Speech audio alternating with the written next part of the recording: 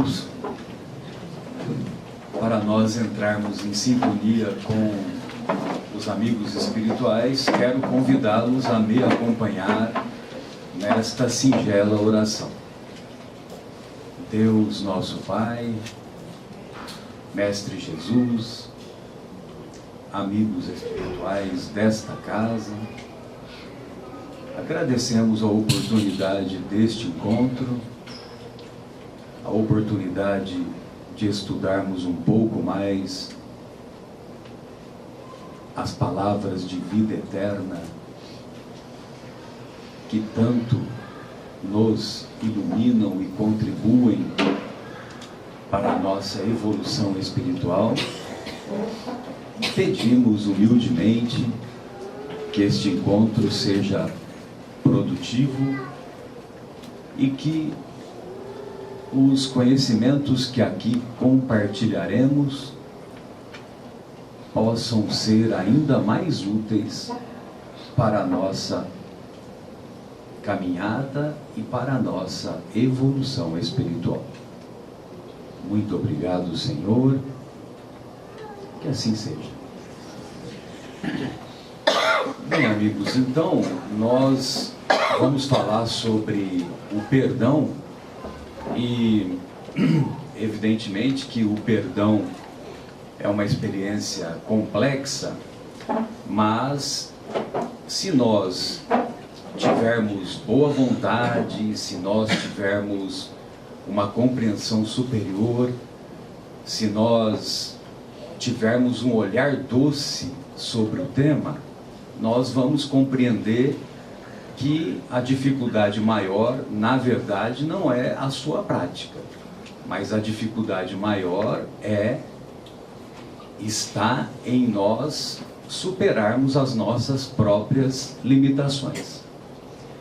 Acompanhamos nas semanas anteriores as bem-aventuranças, bem-aventurados os aflitos, bem-aventurados os pobres de espírito, bem-aventurados os puros de coração, os mansos e pacíficos. E nós observamos com clareza a grande capacidade psicológica do Mestre, que nos estimula a todos a nos esforçarmos na prática das virtudes dessas bem-aventuranças. Então, em Bem-aventurados os aflitos, nós vamos observar que o Mestre nos estimula a prática da resiliência, a prática da superação das dificuldades. Bem-aventurados os pobres de espírito, o Mestre nos estimula a prática da humildade. Bem-aventurados os puros de coração, o Mestre nos estimula a buscarmos um olhar mais doce sobre os desafios que a vida a todos nos propõe. Bem-aventurados os mansos e pacíficos, nos estimula a gentileza, nos estimula a resignação, nos estimula a aceitação, a obediência. Olha só quantas virtudes que estão contidas lá nas bem-aventuranças. E evidentemente, bem-aventurados os misericordiosos, o grande estímulo encontra-se em desenvolvermos essa capacidade de perdoar. Perdoar, percorrer, correr mais, perdoar, doar mais. Perdoar não é esquecer as ofensas. Perdoar é não devolver o mal que alguém praticou contra nós. Então vejam vocês que é mais simples do que parece e que nós é que dificultamos. Se nós não devolvermos o mal que alguém praticou contra nós, nós já perdoamos. Mas é preciso dar um sentido mais profundo ao aquilo que provocou aquele desentendimento. É preciso nós ressignificarmos aquele acontecimento infeliz. Então, se fulano machucou Beltrano e Beltrano não devolveu o mal que lhe foi causado, ele já perdoou. Agora, se o Beltrano, como nós dizemos hoje em dia, guarda no coração aquela ofensa, e se ele faz crescer o ódio, faz crescer o rancor, faz crescer a mágoa, aí as coisas se complicam. Mas como eu dizia, perdoar é não devolver o mal que alguém cometeu contra nós. E para isso, nós precisamos de boa vontade para exercermos a compreensão daquele acontecimento infeliz. Necessitamos de indulgência, ou seja, de ter um olhar doce, não um olhar amargo sobre aquele acontecimento infeliz, e com o auxílio do tempo, com o auxílio da boa vontade, com o auxílio da compreensão, nós vamos dando um novo significado àquele acontecimento infeliz, até um momento em que nós nos lembramos, nos recordamos daquele acontecimento infeliz, mas nós não mais nos importamos. Nós não mais sentimos dor. Então, quando nós não mais nos importamos, ao nos recordarmos daquele acontecimento infeliz, estabelece-se o perdão real, o perdão verdadeiro.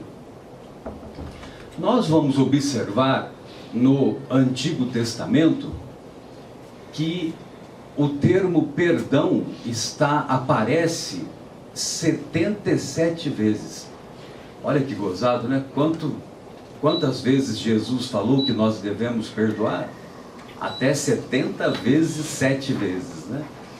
E, curiosamente, o termo aparece 77 vezes no Antigo Testamento. E o Antigo Testamento é dessa grossura. O Novo Testamento é dessa finura.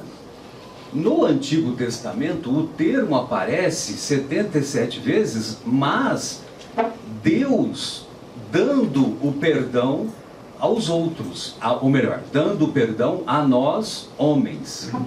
Apenas uma situação é que ocorre o perdão entre duas pessoas. É quando Jacó pede perdão a Esaú por causa daquela questão que até hoje é motivo de grandes polêmicas entre os estudiosos, quem é o primogênito, porque eles eram gêmeos, né? Esaú e Jacó eram gêmeos. E o primeiro que nasceu foi Esaú, e o segundo foi Jacó. Então tem alguns estudiosos que dizem estudiosos a que me refiro do judaísmo, que como Jacó foi o segundo, só que ele foi implantado primeiro, então ele é que deve ser considerado o primogênito. E o primogênito, até hoje, né, muitas pessoas valorizam excessivamente a primogenitura. Imagine naquela época, né?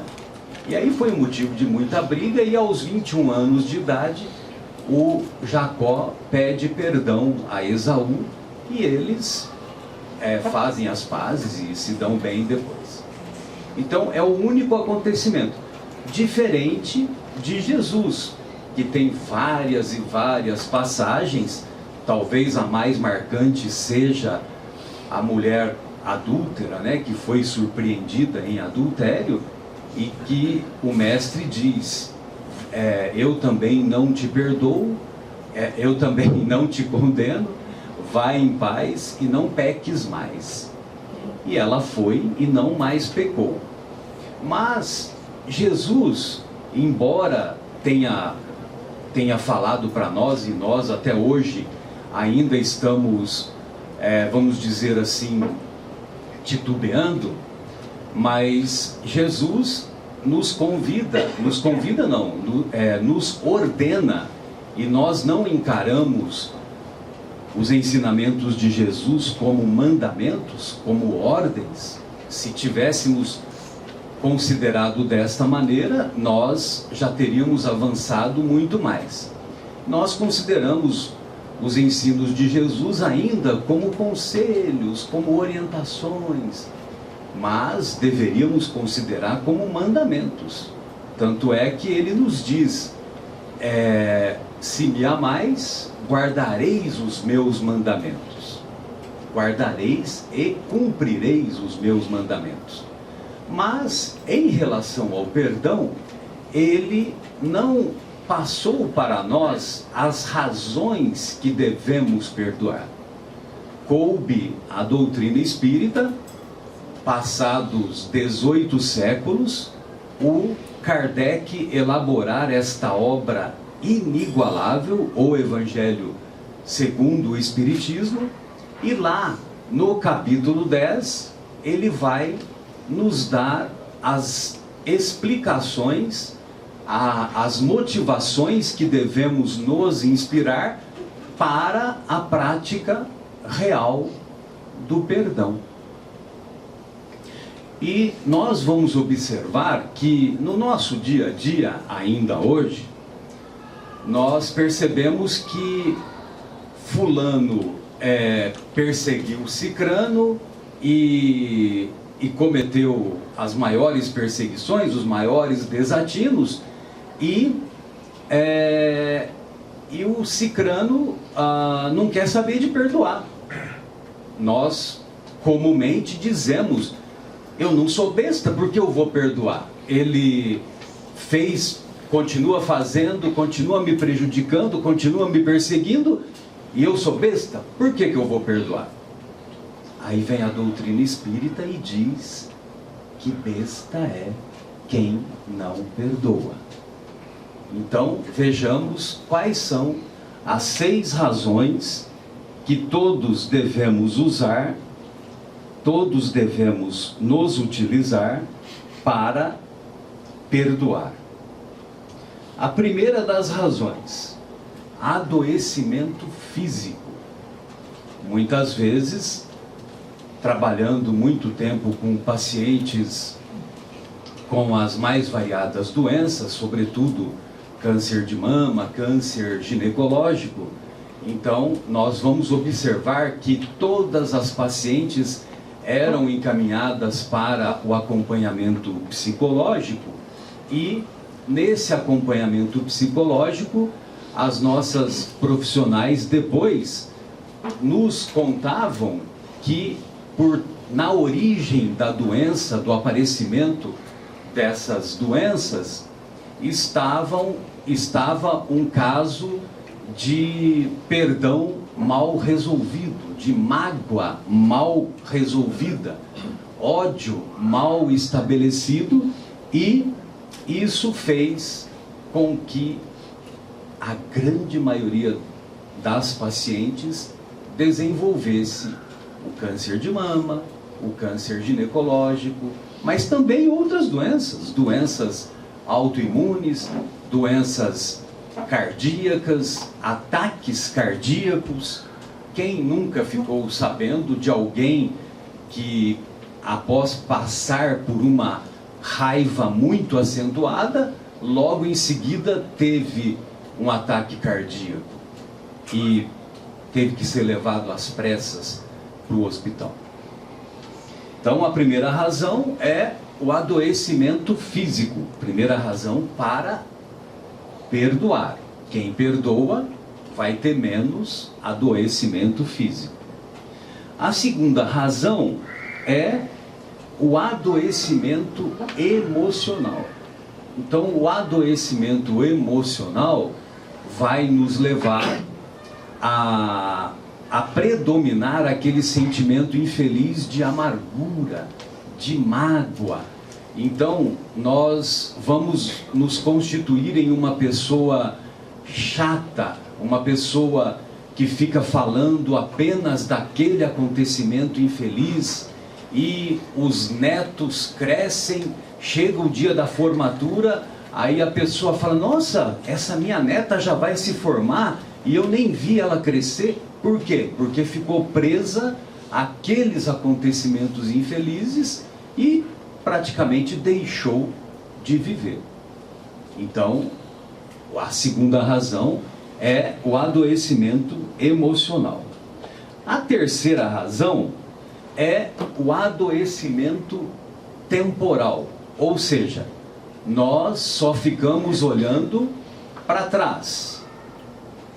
Nós nos esquecemos daquele célebre pensamento do próprio Chico, quando ele nos ensina: embora não seja possível voltar atrás e fazer um novo começo, nós sempre podemos começar agora e construirmos um novo final.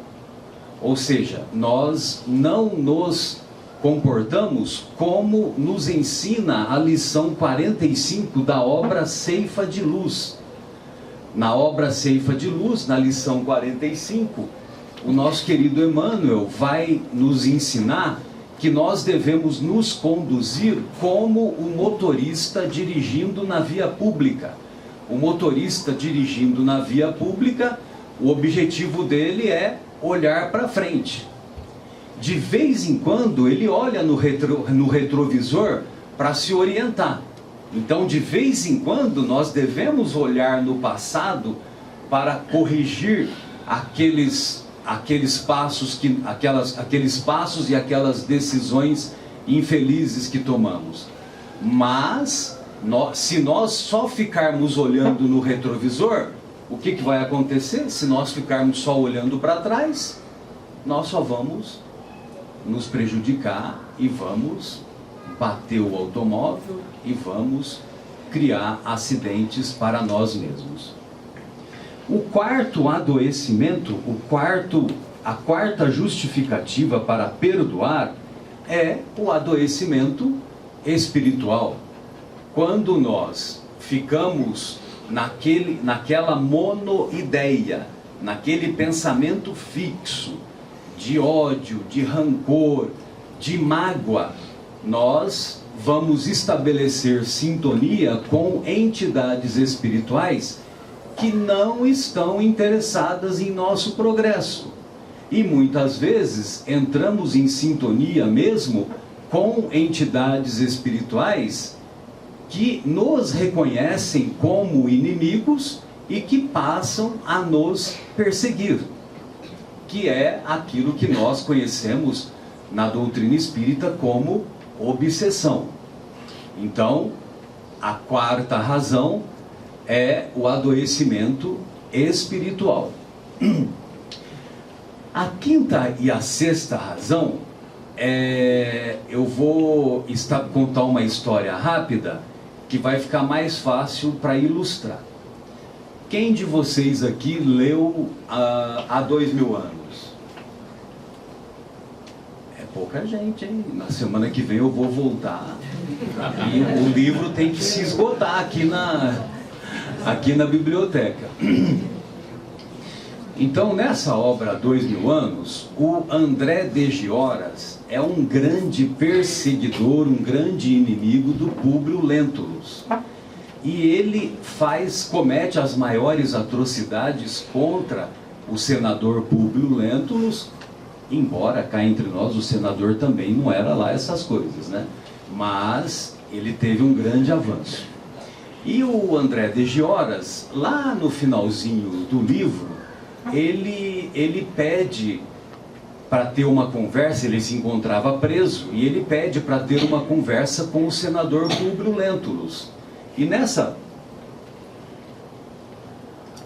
conversa ele pede perdão para todos os malfeitos cometidos contra o senador, inclusive fatos que o senador nem tinha conhecimento, que ele ficou sabendo ali na hora. Só que o senador Públio Lentulus já se encontrava cego no final da existência e que já tinha tido contato com os ensinamentos cristãos, inclusive ele teve contato com o próprio Paulo de Tarso, né, lá em Roma, e aí ele diz para o André de Joras: estás perdoado. Só que quando ele falou estás perdoado, ele perdoou de coração realmente. No romance seguinte, 50 anos depois, nós vamos encontrar o senador Públio Lentulus retornando como o escravo Nestório. E lá no prefácio do livro, ele diz que o André de Gioras se encontrava encarnado, mas ele se encontrava em outras lutas redentoras, mas ele não se encontrava no mesmo meio de convivência com o agora escravo Nestório. Ou seja, quando nós perdoamos verdadeiramente, nós não mais estabelecemos a necessidade do reencontro com os nossos desafetos. Então a quinta razão que devemos perdoar é justamente essa: é possibilitar que a reencarnação não permita que haja um novo contato com o nosso desafeto. E muitas vezes esse contato se dá no meio da nossa própria família. Agora, a sexta razão é o reencontro com o desafeto, só que no meio da família do desafeto. Porque quando nós nos reencontramos com o desafeto na nossa família, nós temos o apoio dos nossos familiares. Agora, na sexta razão, a sexta razão é justamente para não nos reencontrarmos com o nosso desafeto e ainda no meio dos familiares dele. Evidentemente que quando nós nos encontramos no plano espiritual, nós temos uma visão muito mais ampla e nós temos uma capacidade de entendimento e de perdão muito mais fácil, muito mais clara. É como se nós fizéssemos uma prova sob consulta. Agora, quando nós reencarnamos, quando nós passamos a entrar na carne, nós temos o esquecimento do passado. E o esquecimento do passado vai fazer com que nós façamos essa prova, mas sem consulta. É uma prova que vai ser feita através de todas as nossas conquistas intelectuais e com as nossas virtudes morais que acumulamos. Então, meus queridos, o perdão é a experiência mais complexa, é a experiência mais dolorosa, sem dúvida, mas é a experiência mais libertadora, mais que faz com que nós sejamos capazes de estabelecer a harmonia perante a lei de Deus, perante a própria consciência e nos libertarmos dos desatinos que cometemos, não só nesta atual existência, quanto em existências anteriores. Esse era o nosso recado. Gostaria de convidá-los a me acompanhar nesta prece para a nossa despedida. Deus, nosso Pai, Mestre Jesus, amigos espirituais desta casa, agradecemos uma vez mais a oportunidade destas reflexões e pedimos humildemente que a Tua bondade infinita nos ilumine para sermos capazes de, em nosso dia a dia, agirmos com boa vontade, agirmos com doçura em relação às imperfeições alheias e agirmos com essa capacidade maior de perdoar. Sobretudo, agora que temos o entendimento das razões necessárias para perdoarmos.